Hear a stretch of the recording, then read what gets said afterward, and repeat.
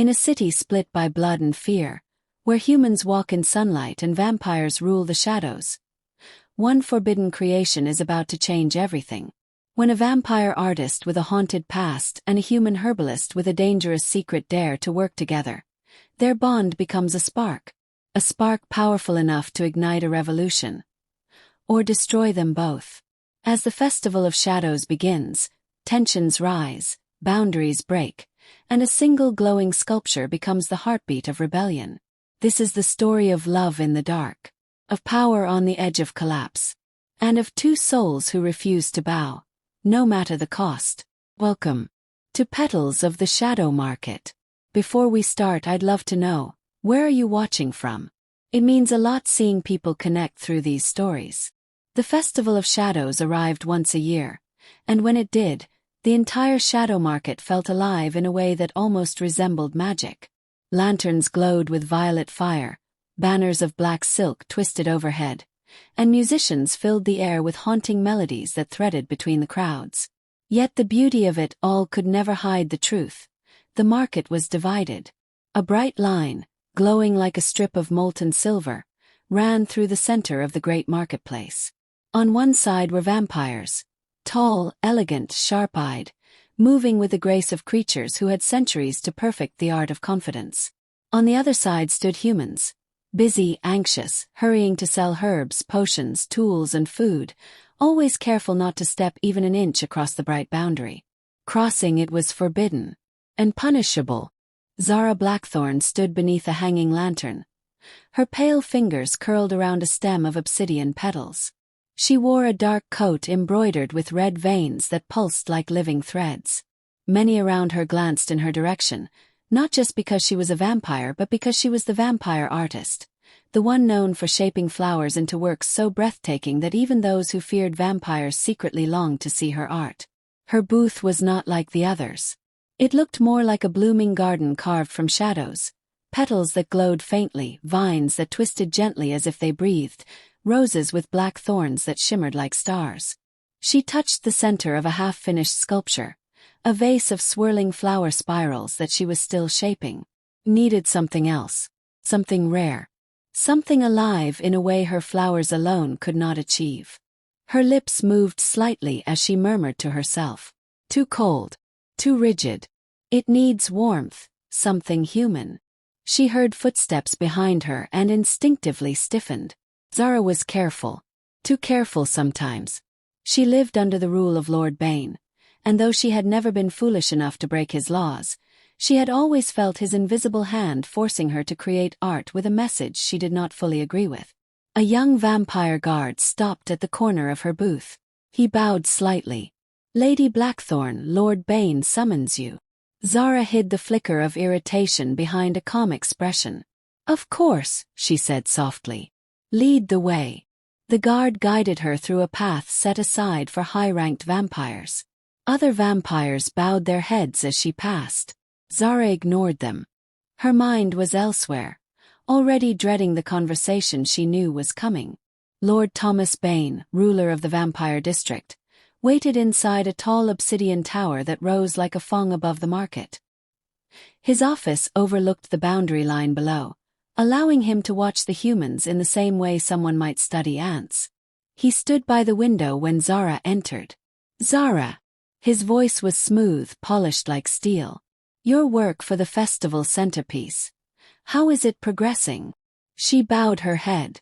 "It is nearly complete." "Nearly is not complete," he replied without turning. "And this year's festival will be more important than ever." Zara hesitated. "May I ask why?" Finally he faced her. His eyes were the color of blood stirred into ink. "Humans grow bold. They question our authority. They whisper rebellion." He leaned on his cane. "Your art will remind them of their place." Zara felt something cold coil inside her chest.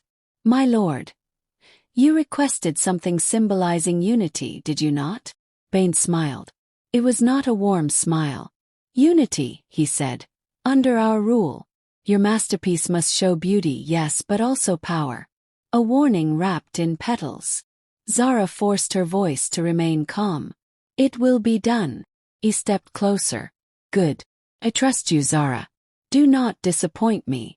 The moment she was released from his presence, she stepped into the night air and exhaled slowly. Her hands trembled. She hated when they trembled. Unity under our rule. She could shape flowers to express emotion. She could weave roses and vines into a sculpture that made crowds gasp. But she could not make herself believe in Lord Bane's view of the world. Her art needed warmth, needed life, needed something Lord Bane would never understand, needed something human. Her gaze drifted across the boundary line to the human side of the market. The human herbalists were especially busy during the festival, gathering, selling, brewing. And among them, one name had been whispered to her recently: Ethan Hart. The gifted herbalist with rare knowledge of plants no vampire could grow. She had never met him. Humans and vampires rarely interacted, and certainly not for collaboration. But tonight she decided she would break that rule quietly, even if she didn't step across the line yet. She would find him, and her masterpiece would finally grow the way she needed it to. The next evening, still days before the festival's official opening, Zara made her way toward the far corner of the market where human herbalists gathered. She stayed on her side of the boundary line, of course. Vampire law was strict, but she watched the other side carefully. Humans bustled between tables of herbs that filled the air with a sense of mint, sage, rosemary, and other plants Zara had never smelled alive.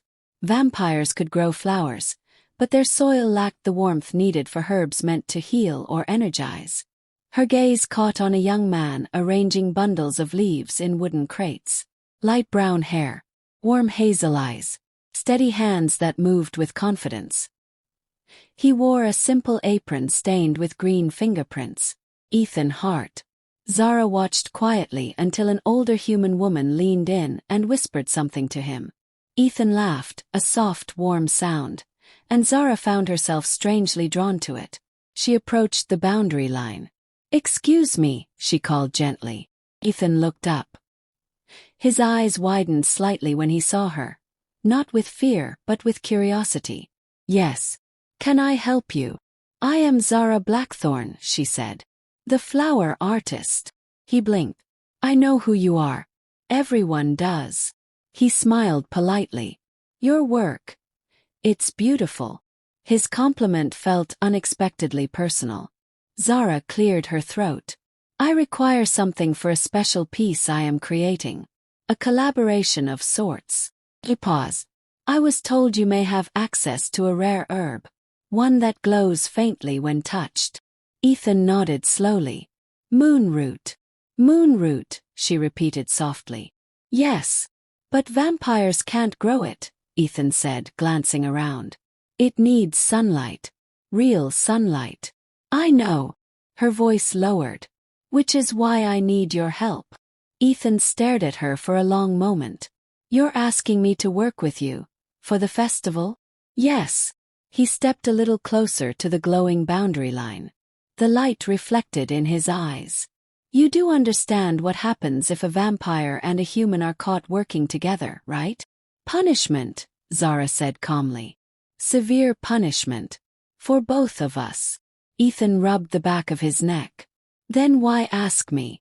She hesitated just for a moment, then answered honestly. "Because my art is missing something. Something only you can provide." Ethan didn't speak right away. His expression flickered between interest and caution. "Where would we even work?" he asked finally. "I have a greenhouse," Zara answered. "A private one. It is hidden from view, shielded by wards. No one will enter without my permission." Ethan folded his arms. "And why should I trust you?" Zara looked directly into his eyes. "Because if I wanted to harm you, I would not ask for your help." He inhaled deeply, thinking. Then he asked the question she expected. "What is the piece for?" Zara looked away for a moment. "For Lord Bane. For the festival's main display." Ethan's expression hardened.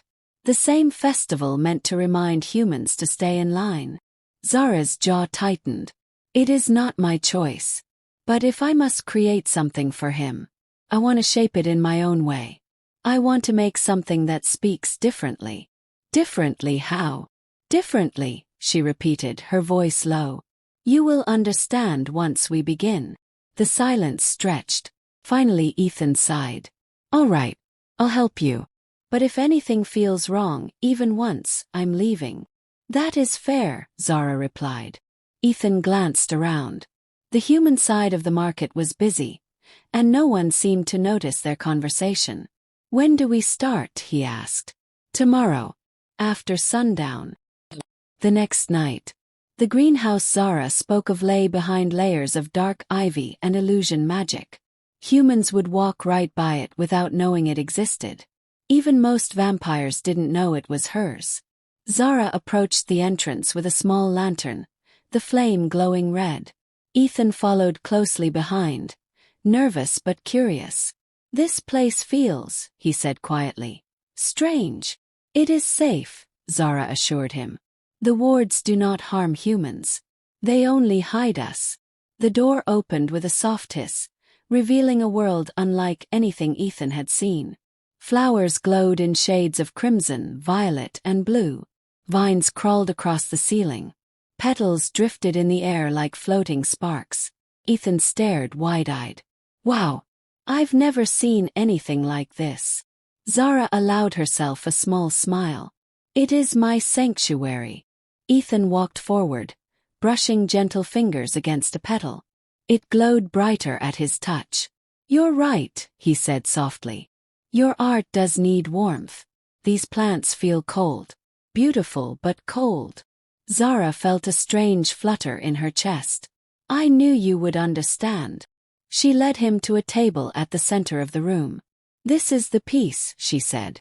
Or, the beginning of it. Ethan studied it. A tall sculpture of twisting stems, roses, and open petals, all shaped into a spiral that reached upward like a tower of blooming shadows. It's incredible, he whispered. But it feels empty. Yes, Zara said.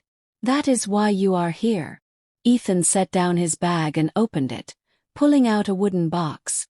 Inside lay moonroot, thin stems of silver-blue leaves that shimmered faintly. Zara stepped closer. It's beautiful. Careful, Ethan said softly. It reacts to emotion. If you're angry or cold, it shuts down. Plants that react to emotion, Zara murmured. Humans truly are fascinating. He smiled faintly. We try. As they began to work, Zara handed him tools and he passed her herbs. Their movements grew more natural, more in sync. At one point Ethan asked, why does Lord Bane want this piece so badly? Zara's hands froze for a brief second. Power, she said simply. He wants to remind humans that they can never rise above him. And you're okay with that? Zara slowly shook her head. I am not free to disagree. Ethan looked at her closely, searching her face. You don't talk like the other vampires. That surprised her. How do they speak? Like they're always on top of some invisible throne, he murmured. You speak like you think. Zara did not know how to respond to that, so she said nothing. They continued working, the silence soft but full. The greenhouse glowed faintly around them. Then Ethan looked up again. Why me, Zara? There are other herbalists. No, she said quietly. There is only you. The air shifted. Ethan swallowed. Is that supposed to make me nervous? Does it? Maybe a little. She stepped back slightly, giving him space. I do not wish to frighten you. You don't, he said softly. Just surprise me. Their eyes met for a moment too long. Zara looked away first. We should continue. They worked until the moon climbed high. Moonroot curled delicately around the vampire flowers, adding a soft glow that pulsed like a heartbeat. Ethan stepped back to admire it. It's already beautiful, he whispered. When it's done, people will stare for days. Zara studied the sculpture, and felt the truth in his words. Yes, she whispered. They will. But she also felt something else. A spark of something forbidden. Something neither of them dared name. The next days slipped by in a quiet rhythm, one that felt strangely peaceful yet heavy with unspoken danger. Every night after sundown, Ethan crossed the hidden entrance to Zara's greenhouse, always glancing over his shoulder first, always moving carefully. Zara would already be inside, adjusting petals or shaping new vines, waiting for him. But outside the greenhouse, the world was changing. The market felt different now. Tense, suspicious, buzzing with whispers that crawled beneath the noise of the festival preparations. Humans gathered in tight groups, their voices low. They tax us more every year. Did you hear? Another boy was dragged away for stepping on the boundary line. Someone needs to stand up to them. And vampires muttered among themselves. Humans are becoming restless. Lord Bane is preparing new enforcement measures. Trouble is coming. Even the glowing boundary line seemed brighter these days, as if feeding off the rising fear. But inside the greenhouse, Zara and Ethan were building something that ignored every law written between their two worlds. The moonroot and vampire flowers were beginning to fuse, their energies weaving together. The sculpture pulsed with a soft glow that looked almost alive. Zara often found herself staring at it for long moments, wondering if she was the one shaping it, or if it was shaping her. Tonight, Ethan entered with a dark look on his face. Zara turned immediately. "You are late," she said gently, though she kept her voice neutral. "Human patrols," he muttered. "They've doubled near the herb stalls. They're checking everything we carry, asking questions about what we're doing for the festival." Zara's expression tightened. "Did they ask about me?" He shook his head. "Not yet." Then he met her eyes. "But I think they're suspicious of everyone now. They can feel the tension rising." Zara moved closer. "You are safe here." Ethan let out a shaky breath. "I hope so." For a moment they stood in silence. There was something heavy in the air, something Ethan seemed to be struggling to say. Finally he asked quietly, "Zara, why does Lord Bane really want this piece?" Zara lowered her gaze, her voice softening. "I told you. He wants a symbol." "Yes, but what kind?" Ethan pressed. "A symbol of unity. Or," he swallowed, "a symbol of control."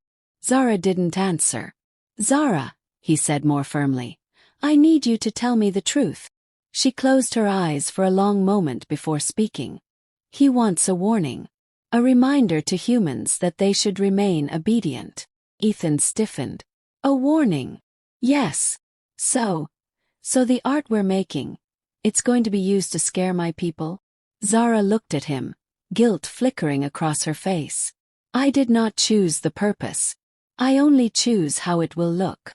"That's not enough," Ethan whispered. "Not for something this big." Zara took a step closer. "I am trying to create something different. Something that speaks beyond his message. Something that reminds people there can be beauty without fear." Ethan shook his head. "But Bane is going to twist it. He twists everything." His voice cracked slightly, and Zara felt something twist inside her too. "Ethan," she murmured, "please continue working with me. I cannot finish this alone." He exhaled harshly. "I don't know. Maybe I shouldn't be doing this at all." Zara's voice softened. "I understand if you walk away." Ethan looked up sharply, surprised by how genuine her words sounded. She wasn't threatening. She wasn't demanding. She wasn't even pleading. She was simply honest. "I don't want to walk away," he said quietly. "I just don't want to be used." Zara stepped beside him, her voice barely above a whisper. "Then help me create something that cannot be used. Something that carries a truth deeper than Lord Bane's message." Ethan studied her face. He could see the conflict behind her calm expression. Fear of Bane, fear of failure, and something else. Something she didn't speak aloud. Slowly he nodded. "All right. One condition." Zara waited. "Tell me everything," he said. "From now on, no more half-truths." Zara let out a breath she didn't realize she'd been holding. "I promise." They returned to the sculpture. Ethan's hands trembled slightly as he worked, but his focus remained strong.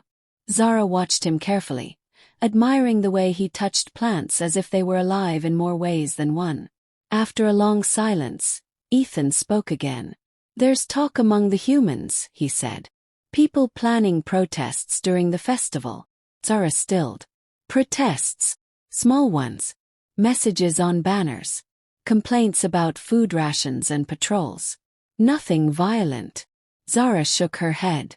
"Anything that challenges Lord Bane will be seen as rebellion." Ethan's jaw tightened. Humans can't stay silent forever. Zara looked at him with a strange softness. "And you? Will you march with them?" Ethan hesitated. "I just want things to change. For everyone." Zara looked away, her voice barely a whisper. "I want that too." Their eyes met again, just for a heartbeat, but something new passed between them. Understanding. Fear. A shared desire for something better. As they continued working, the moon root responded not with fear or anger, but with a soft, hopeful glow. The nights that followed grew warmer, not just in the air, but in the way Zara and Ethan moved around each other. Their hands brushed more often. Their conversations grew longer. Their silences grew more intimate. The greenhouse became a world of its own, lit by glowing petals, humming with quiet energy. A world where the rules of the market didn't seem to apply. Tonight, Zara was already shaping a new vine when Ethan arrived. She didn't turn, but she sensed him immediately. His steps were lighter now, less nervous. Almost comfortable. "You're early," she said. "So are you." She glanced over her shoulder. "I suppose I was eager to continue." Ethan smirked. "You? Eager? I thought vampires didn't rush for anything." Zara lifted an eyebrow. "We do not rush. We anticipate." Ethan laughed softly. "Sure." He set down his bag and joined her at the sculpture. The moon root had now woven itself through the vampire petals, creating patterns neither of them had predicted. It pulsed like a heartbeat, slow, steady, alive. Ethan leaned in to examine a new strand.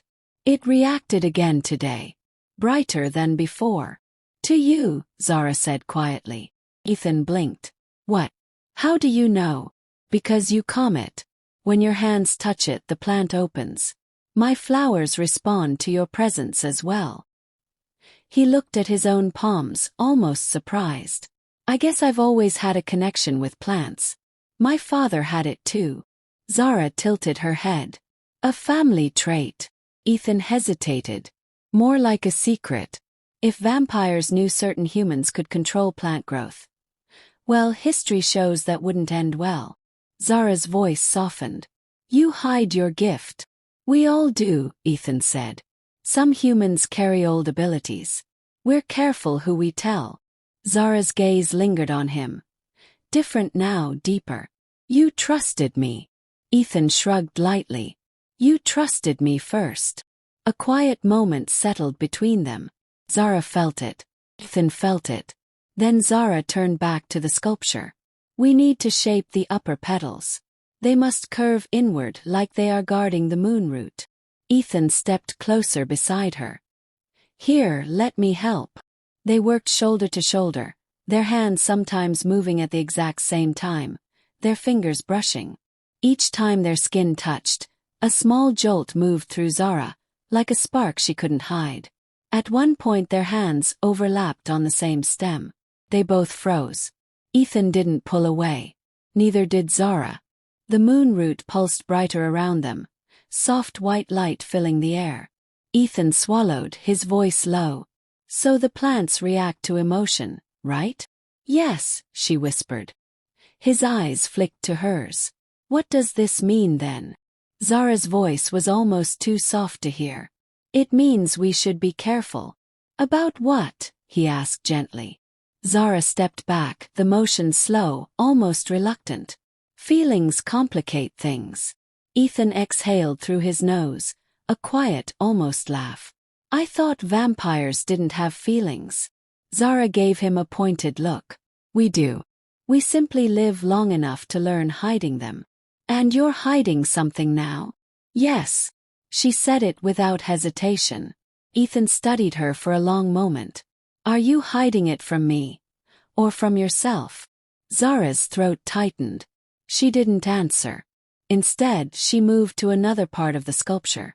Help me with the final layer, she said, her voice steadier than she felt. We need to finish shaping it before the festival begins. But Ethan didn't move immediately. He watched her, really watched her, and Zara felt the weight of his gaze like a warm hand against her back. Finally, he walked to her side. We'll finish it together. Hours passed. The greenhouse glowed with shifting light as the sculpture reached its final form, a towering spiral of dark petals and silver-blue leaves, humming with energy. It felt alive in a way neither of them fully understood. When they stepped back to admire it, Ethan whispered, "It's incredible." Zara nodded slowly. "It is unlike anything I have ever made." Ethan looked at her instead of the sculpture. "You did this." "We did." The admission slipped out before she could stop it. Ethan's expression softened, warm and open. Zara felt it like a pull on her chest, gentle but impossible to ignore. Then the distant sound of shouting echoed through the night air, muffled but unmistakable. Ethan stiffened. What was that? Zara moved to the window. Outside, torchlight flickered in quick, scattered bursts. "Humans," she murmured. "Protesting." Ethan's eyes widened. "Now. Why?" "Because the festival begins tomorrow," Zara said. "And fear makes people bold." "Or desperate," Ethan whispered. They stood side by side, watching the distant unrest. Neither spoke, but both knew something important had shifted. Not just in the festival, not just in the market, but between them. The sculpture behind them glowed brighter than ever, as if it sensed the storm coming. And in that small greenhouse, in the quiet space between danger and desire, Zara and Ethan's forbidden bond continued to grow. Slow, steady, unstoppable, like roots breaking stone. The next evening, the unrest had not calmed. If anything, the tension in the market had sharpened like a blade pressed against skin. Rumors floated from stall to stall, broken, distorted pieces of truth. Humans threw ash powder at the vampire guards. A vampire patrol shoved a child just for crossing too close to the line. Lord Bane is preparing punishment for the whole district. But inside Zara's greenhouse, the world felt strangely quiet. The sculpture still glowed beautifully in the center, but neither Zara nor Ethan could focus on it tonight. Too much had changed. Ethan entered the greenhouse, breathing hard as if he had run the whole way. Zara spun toward him immediately. "What happened?" she asked. "Guards," he said between breaths. "They were questioning the herb sellers, asking if any of us have unusual ingredients, asking if anyone is meeting with vampires." Zara's eyes narrowed. "Did they question you?" "Yes. They searched my bag again. One of them asked me why I come to the upper market so much at night." Ethan scrubbed a hand across his face. "I said I'm just delivering supplies." Zara stepped closer. "Did they believe you?" "Maybe." Ethan shook his head. "I don't know anymore." She placed a cool hand on his arm. The touch grounded him immediately, and he let out a long breath. "We must be careful," she said softly. Ethan stared at her. "Careful." "Zara, people are disappearing. Humans are angry. Vampires are angry. And we're standing in the middle of all this making a pretty sculpture." Zara withdrew her hand slowly, her expression tightening. "You think this is meaningless?" "No," he said. "But I think Lord Bane will twist it. And I think you know he will." Zara's jaw clenched. "I told you the truth. Tell me the rest," Ethan said quietly. "Why does he care so much? Why you? Why this piece?" Zara hesitated. "Lord Bane wants a reminder of his control," she finally admitted. "He intends to unveil this sculpture with a speech, one that asserts vampire dominance over humans." Ethan stared at her as if the ground beneath him had shifted. "And you didn't think to tell me?" "I feared you would leave," Zara said. "And you thought hiding it would make me stay." Zara bowed her head just slightly, not in submission but in regret. I should have told you sooner. Ethan paced across the greenhouse, running both hands through his hair. So we're building something beautiful. Just so Lord Bane can use it to threaten my people. Zara's voice broke a little. It does not have to be that way. How? Ethan snapped. He owns the festival. He owns the market. He owns everything. Zara lifted her gaze. There was a sharp pain in her eyes, one Ethan had never seen before. He does not own me, she said. And he does not own what I create. Ethan stopped pacing. Zara! She walked toward the sculpture slowly, letting her fingers glide across a glowing petal. I cannot defy him openly. He controls the entire district. But art can speak in ways that ignore his intentions. Ethan followed her with his eyes. What do you mean? Symbols, she said quietly. Human and vampire. Living. Unbreakable. She turned to him. If we finish this our way, no one will mistake its message. Ethan stared at her. His anger slowly shifting into something else, something thoughtful. But he will still claim it as his message. Zara nodded. He will try. But once the people see the truth in it, they will not forget. Ethan stood silent for a long moment. The anger drained from his face, replaced by weariness. It scares me, he said. How easily someone like him can twist anything. Zara stepped closer again, slowly this time, giving him space to step away if he wanted. He didn't. I am sorry, she whispered. For not telling you sooner. Ethan let out a shaky breath. I'm sorry too. I shouldn't have yelled. You had every right. Their eyes met. This time neither looked away. The sculpture glowed around them, reflecting gentle light across their faces. The air felt charged again, not with fear but with something deeper. Something growing between them like roots they had no power to stop. After a long silence, Ethan asked softly. So, we continue? Yes, Zara said. Together. Ethan nodded slowly. Then we finish it our way. Zara gave a small, relieved smile. Then let us begin. They returned to the sculpture. And although the night outside was filled with anger, suspicion, and growing unrest, inside the greenhouse was only quiet determination.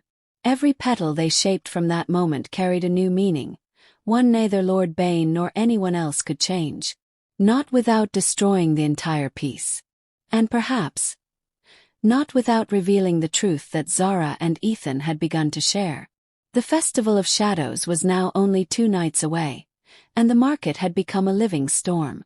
The boundary line glowed brighter than ever, an unnatural fire across the ground. Guards stood at every corner, vampire patrols circling overhead on silent wings. But the humans were not quiet. Their voices grew louder. Their anger grew sharper. Tonight the storm finally broke. Zara and Ethan were working late again, adjusting the outer petals. The greenhouse glowed warmly, a little pocket of safety inside an increasingly dangerous world. Ethan gently adjusted a moonroot stem when he paused. Do you hear that? Zara froze. Yes, there it was again. Shouting. Loud. Blows. She rushed to the door and pushed it open just enough to peer outside. The market street was a swirl of chaos. Humans were throwing handfuls of glowing dust, harmless but dramatic, into the air. The shimmering clouds fell across vampire guards, marking them temporarily with bright trails. Stay back, a guard shouted. Clear the path. Humans raised banners with simple words scribbled in charcoal. Equality. Stop the punishments. Let us live. Zara's heart clenched. They should not be doing this, she whispered. Ethan stood beside her, his face pale. They've reached their limit. People are tired of being treated like animals. A vampire guard lunged toward a human protester, shoving him to the ground. Zara reacted instantly. No! She moved forward, but Ethan grabbed her wrist. Zara, wait. You can't. But it was too late. A human woman recognized her pale skin, her glowing eyes, her unmistakable vampire grace. "She's one of them," the woman shouted. Another voice rose from the crowd. "She's a spy. Look, she's hiding near the boundary." Zara stepped back on instinct, and her foot hit a loose stone. She stumbled slightly, only for Ethan to steady her, pulling her behind him. "Leave her alone," he shouted. A sudden hush cut through the crowd. The humans stared, not with recognition but with shock. A human man said, "Why are you defending a vampire?" Ethan swallowed. "Because she isn't hurting anyone." "That's not the point," a woman yelled. "They don't care about us." Zara felt a sinking terror twist in her stomach. "They will turn on you," she whispered to Ethan. "We must go." But before they could retreat into the greenhouse, a flash of black uniforms appeared. Vampire guards sweeping in from the opposite side of the street. "Disperse immediately," a tall guard commanded. "Return to your sectors." The crowd did not move. Another guard stepped forward, bearing sharp fangs. "This is your only warning," Ethan whispered. "This is going to get violent." He was right. A human boy threw a small herbal firecracker at the guards. Harmless but bright, it burst in a flash of red light. The nearest vampire guard hissed and charged. "Run," Zara said. But Ethan didn't move. He pulled her back behind a stack of crates as chaos erupted. Humans screamed. Vampires snapped commands. Dust clouds burst in the air, turning everything into a glowing haze. Then Zara felt it. A familiar presence. Cold, oppressive energy. A shadow stretching across the street. A voice like stone sinking into water. Lord Bane. He stepped into the chaos with slow, deliberate calm. His long coat billowed behind him like living smoke. His eyes glowed a cruel red. "Silence," he commanded. The word alone carried force. Even the air felt heavy. Humans cowered. Vampires bowed. Zara's heart hammered painfully. He was too close. Too dangerous. Too aware. Ethan's hand trembled where it gripped her arm. "Don't move," he whispered. Bane slowly surveyed the scene. "You are bold. Laughably so. But I will not tolerate disorder before the festival." When no one answered, he continued. "If you wish to rebel, then do so openly, and face the consequences. But do not disrupt my city with childish displays." A young human boy shouted shakily. "People are suffering. You can't keep controlling us." Before the boy could finish, a guard struck him hard across the face. Ethan flinched. Zara inhaled sharply. Bane didn't even look at the fallen boy.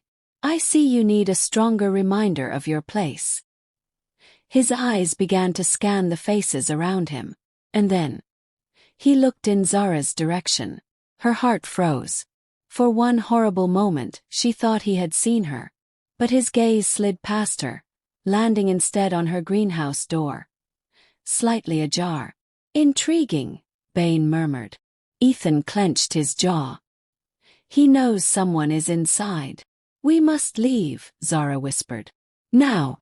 She grabbed Ethan's hand and slipped silently through the back exit of the greenhouse, her pulse racing. They moved between the shadows, down narrow alleys, behind old crates, beneath broken lanterns.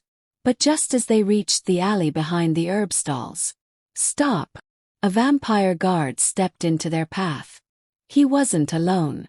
3 more guards emerged from the shadows, surrounding them. Ethan tensed. Zara moved protectively in front of him. "You shouldn't be here," one guard growled.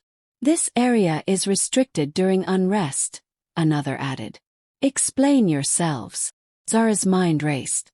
If they searched Ethan, if they discovered evidence of their work together, well, she wouldn't allow that. "We were returning home," she said calmly. "The streets became dangerous. We took shelter." A guard stepped forward. "And why is the human with you?" Ethan stiffened. Zara didn't hesitate. "He belongs to me." The lies slipped from her tongue with a cold precision she hated. But it worked. The guards immediately stepped back respectfully. But Ethan stared at her in shock. The lead guard bowed his head. "Forgive us, mistress. We were unaware." "See that you remember," Zara said. She tightened her grip on Ethan's wrist. Too hard, too possessive, but she needed the guards to believe it. Without another word, she pulled him down the alley. Only when they were several streets away did she release him.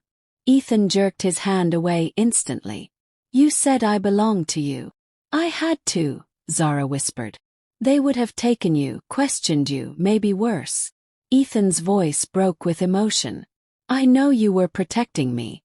But hearing that, it felt wrong." Zara looked away. "I am sorry." Ethan exhaled shakily, trying to calm himself. After a moment he said, "Thank you for saving me." Zara finally met his eyes. "I will always protect you."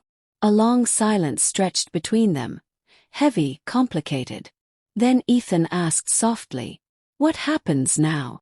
Zara looked back toward the smoke-filled market.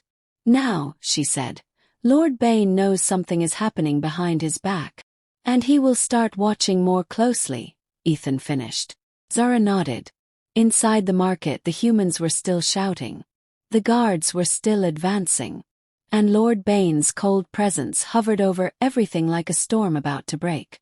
The festival was 2 nights away, but the battle had already begun. And Zara and Ethan were no longer standing on the sidelines. They were caught in the very center. The night after the unrest changed everything.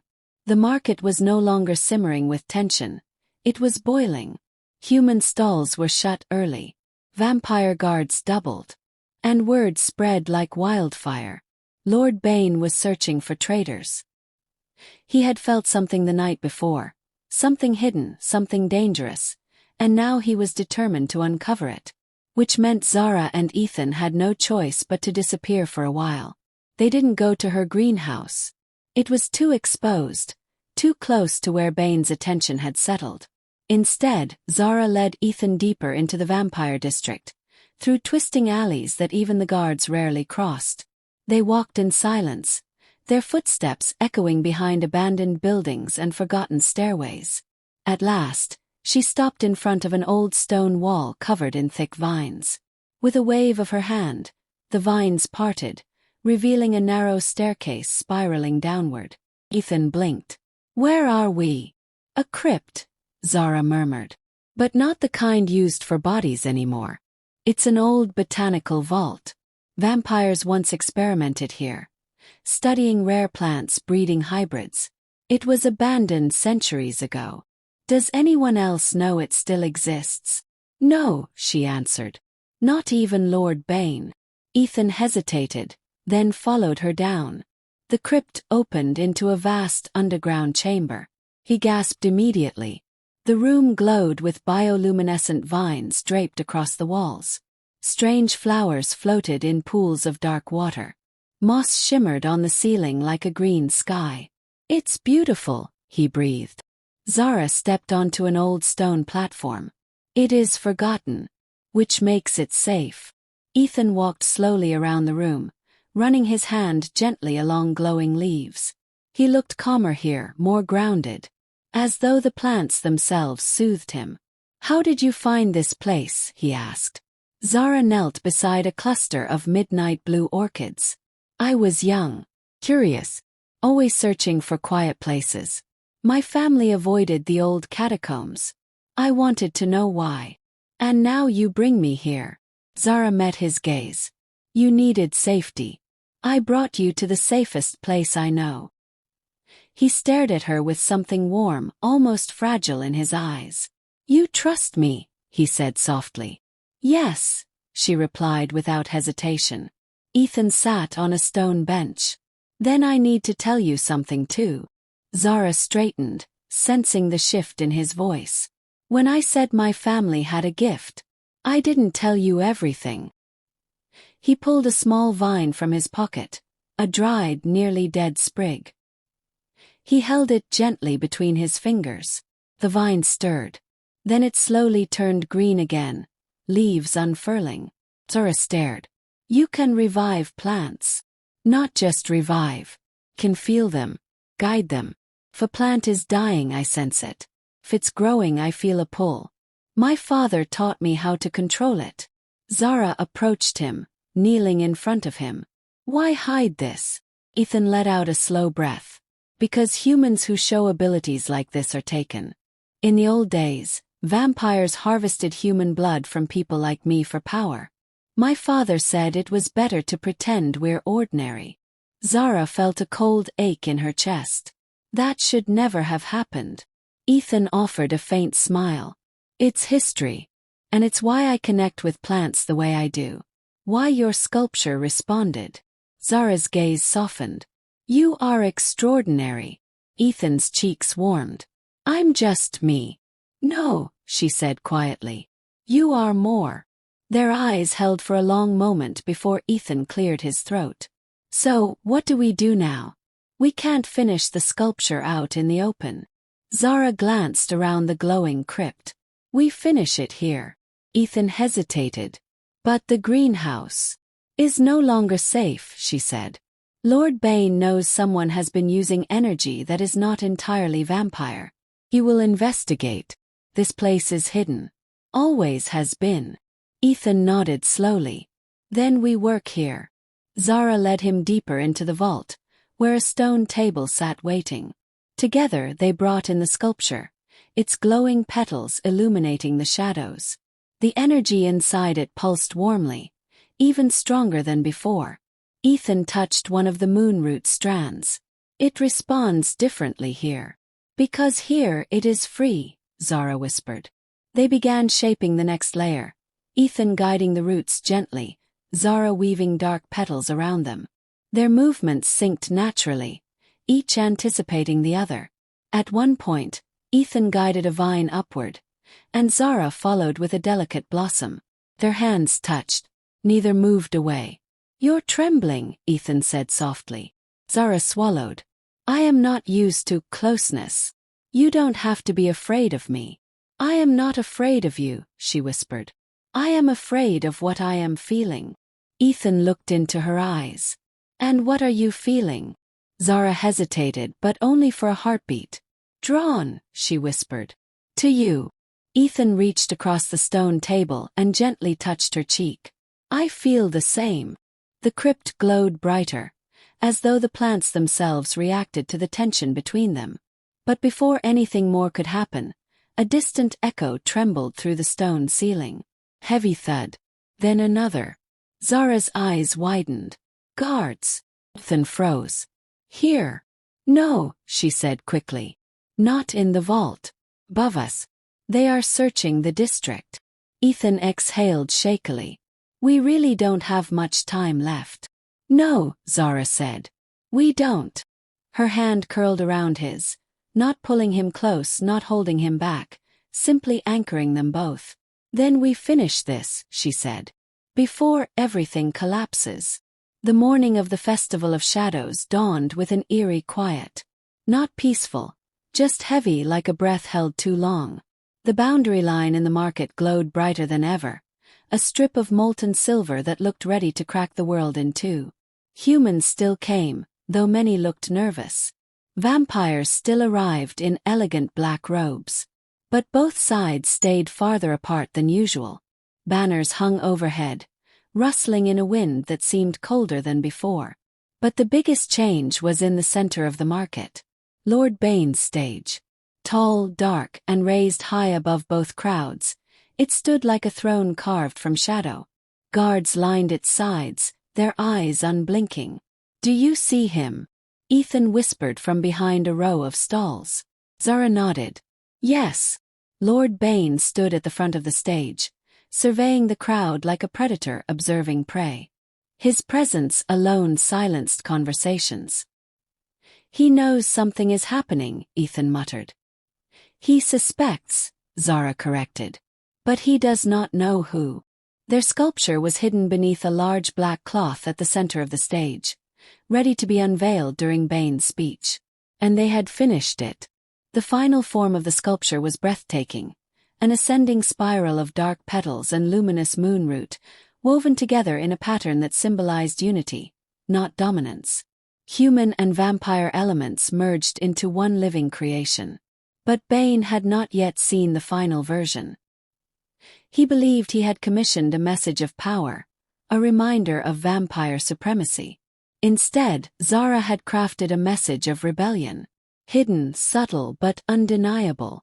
"Are you sure about this?" Ethan whispered. "No," she admitted. "But it is the only way." Ethan touched her hand. Zara allowed the touch, more than allowed it. She needed it. Then a trumpet sounded across the market. Bane stepped forward. "Citizens," he said, his voice echoing across the plaza, "the Festival of Shadows begins." His words slid through the air with cold smoothness. "Tonight we celebrate tradition, order, balance." Zara felt sick. Ethan clenched his jaw. Bane gestured to the cloth that covered their sculpture. "For centuries, vampires have guided this city, protected it, ensured stability. And today, I present a symbol of that strength." Zara's heart hammered. He had no idea. Bane nodded to two guards. They grasped the black cloth. "Zara," Ethan whispered urgently. "If he sees what we made." "He cannot stop the unveiling," Zara said. "Not without raising suspicion." The guards pulled the cloth away. Gasps erupted through the marketplace. The sculpture stood towering and luminous. Moonroot glowing fiercely, vampire petals shimmering like starlight. The intertwined vines and blossoms unmistakably depicted two forces joining instead of one crushing the other. Bane's eyes widened.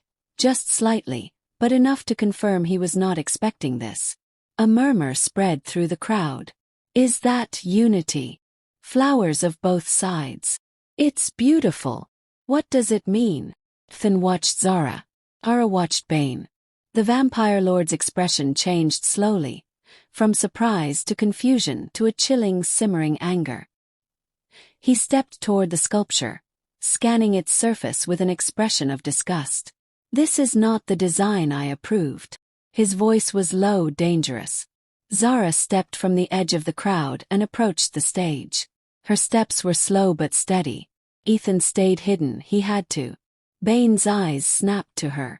"You," he hissed. "Explain yourself." Zara bowed her head slightly. "It is my art, my lord. It evolved as all living things do." "This represents equality," Bane growled. "Not authority."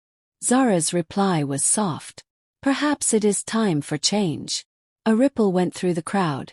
Humans leaning forward, vampires whispering. Bane's eyes darkened.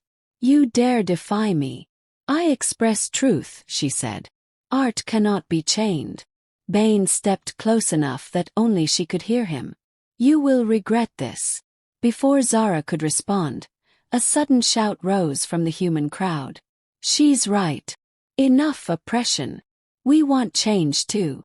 The spark ignited. Humans pushed forward. Guards drew weapons. Vampires moved defensively. Ethan felt his blood run cold. "Zara!" Bane raised one hand sharply. "Seize her." Everything exploded at once. Guards swarmed toward Zara. Humans surged forward to block them. Someone threw a lantern. Fire burst across a stall. Screams filled the air. The festival fell into pure chaos. And in the chaos, as guards grabbed Zara's arms, Ethan broke from the shadows. "Zara!" She twisted, fighting them. "Ethan, no!" A guard reached him first. Ethan fell to the ground, seized by two vampires. Zara's scream cut through the marketplace like a broken blade. "Let him go." But Bane only smiled. "Now I know who helped you." The crowd roared in panic and fury. The sculpture glowed impossibly bright, responding to the chaos, reacting to Ethan's distress, pulsing like a heart desperate to break free. Bane raised his hand. "Take them both." The Festival of Shadows had become a battlefield, and Zara and Ethan were now prisoners at the center of it. The guards dragged Zara and Ethan through the chaotic marketplace, their boots splashing through spilled water, crushed petals, and burning bits of lantern oil. The Festival of Shadows had always been dramatic, but never like this. Never with fear and fire rising together in the air. Zara fought, her strength enough to throw one guard off balance, but 3 more replaced him instantly. Their grips on her arms felt like iron chains. Ethan, bruised and breathless, struggled to keep his footing as he was yanked forward. The moment he lost sight of Zara, he panicked. "Zara!" he shouted. "I'm here," she called back, and her voice cracked with the strain of fighting them. "Don't let go." A guard shoved Ethan's head down. "Quiet, human," Zara snarled, showing the edge of her fangs. "Touch him again and I swear I will." Another guard slammed a heavy gauntlet into her stomach, forcing her into silence. Ethan's breath hitched as he watched her fold under the blow. "Stop," he shouted. "Please stop." But the guards didn't care. Orders were orders. And Lord Bane had given the cruelest ones today. The crowd was divided into 2 wild forces, humans throwing rocks and broken stall poles, vampires forming a defensive wall around the stage. Smoke thickened the air. The sculpture in the center, their sculpture, still glowed defiantly, even brighter now, as if it refused to be ignored. Moonroot vines pulsed with frantic energy, reacting to their distress. "It's responding to you," Zara managed to say, lifting her head enough to meet Ethan's eyes. "I don't know how to stop it," Ethan said, struggling against his restraints. His wrists burned where the guards held him. "Zara, I don't know what to do." "You don't have to stop it," she whispered. "Let it be what it is." Lord Bane stepped through the chaos toward them, his cloak sweeping across broken stones and smoldering festival banners. Even in the midst of panic, his presence made the air colder. "The 2 of you," he said, his voice sharp as a blade, "have caused a disgrace." Zara lifted her chin, even though she trembled with pain. "Truth cannot be disgrace." "Silence," Bane hissed. "Your art was meant to show power, control. Yet you used it to deceive me." "It was meant to show unity," Zara said. "A unity you fear." Bane nodded to the guards. "Bring her forward." They forced Zara ahead until she stood directly before him. Ethan was shoved to his knees behind her. "Your kind grows arrogant," Bane said. "You forget who leads. Who built this city?" "You built walls," Zara said, voice steady despite her trembling knees. "Not peace." The guard behind her jerked her arms upward so sharply she gasped. Ethan shouted, "Leave her alone." Bane stepped toward him. "Ooh, human." His eyes narrowed with dark curiosity. "You have a gift, don't you? I felt it in the sculpture." Ethan clenched his jaw. "It's not a weapon." "Everything is a weapon if used correctly." The fear in Ethan's stomach twisted into something hotter, anger. "You're afraid," Ethan said. "That's why you're doing this." Bane's eyes flashed with cold fury. "Fear? I do not fear humans." Zara's voice cut sharply through the tension. "You fear change." Bane struck her across the face. Ethan lunged, but the guards pinned him easily. Zara fell to one knee, her hair spilling across her face. She lifted her head slowly, revealing blood trailing from her lip. But her eyes were steady, unbroken. "You think hurting us will stop what's coming," she said quietly. "But look around you. The city is already changing." Bane turned sharply toward the sculpture. Its glow intensified, rising like a second sun in the middle of the marketplace. The petals widened. The vines tightened into spirals. "What is it doing?" a guard asked nervously. Zara and Ethan exchanged a glance. Neither needed to speak. They both felt it. "It's alive," Ethan whispered. "It's trying to protect us." Bane reacted instantly. "Destroy it." The guards hesitated. "Now!" he roared.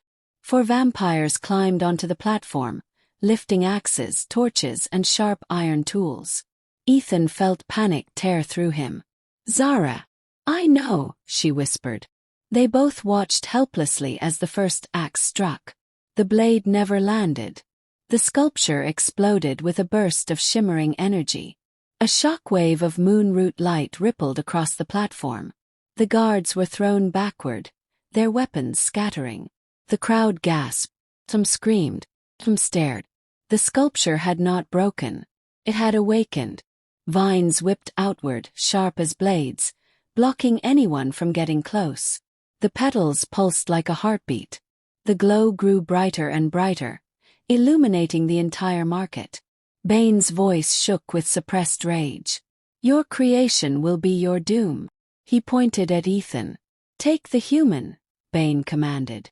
Drain him until nothing remains. Ethan felt a jolt of terror.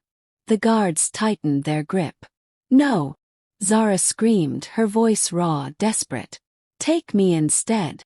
But Bane didn't even look at her. He smiled cruelly. Humans with abilities like his are a danger. Better to remove the threat. Ethan looked at Zara. The fear in her eyes was something he had never seen before, not even when she was fighting a dozen guards at once. Ethan, she breathed, voice trembling. Don't let them. The guards started dragging him away. Ethan's breath came out in panic. Zara! Her scream echoed across the marketplace. Ethan! The sculpture flared with blinding light. And in that moment everything changed. The explosion of moonroot energy shook the entire plaza. Light engulfed the stage, searing and brilliant. People shielded their eyes. Guards stumbled backward. Even Bane recoiled, momentarily disoriented. When the light faded, Zara found herself free. The blast had snapped the guard's grip, throwing them several feet into the air. Ethan was collapsed on the ground, coughing but alive. Zara ran to him instantly, sliding onto her knees and cupping his face. Ethan, look at me. Are you hurt? He blinked, dazed but conscious. I think I'm okay. A wave of relief washed through her. Then a roar rose from the crowd.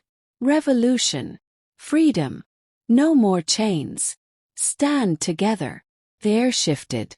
Humans surged forward, not just scattering stones anymore, but forming groups, linking arms, pushing guards backward. Vampires who had grown uneasy under Bane's rule stepped aside instead of blocking them. A handful of vampires even joined the humans. The boundary line flickered, sputtered, and faded for the first time in decades. This is it, Ethan whispered. This is the moment everything changes. Zara helped him to his feet. Then we stand together. But Lord Bane was far from defeated. He rose slowly, eyes blazing with fury, cloak torn by the shockwave. You think this chaos will save you, he snarled. I built this city. I forged its laws. I will crush anyone who stands against me. Zara stepped between Bane and Ethan. You will never crush us again. Bane lunged. Dark energy crackled around his hands as he slammed them downward. Zara grabbed Ethan and pulled him aside just in time. The stone beneath their feet shattered. Ethan stumbled, gripping her arm.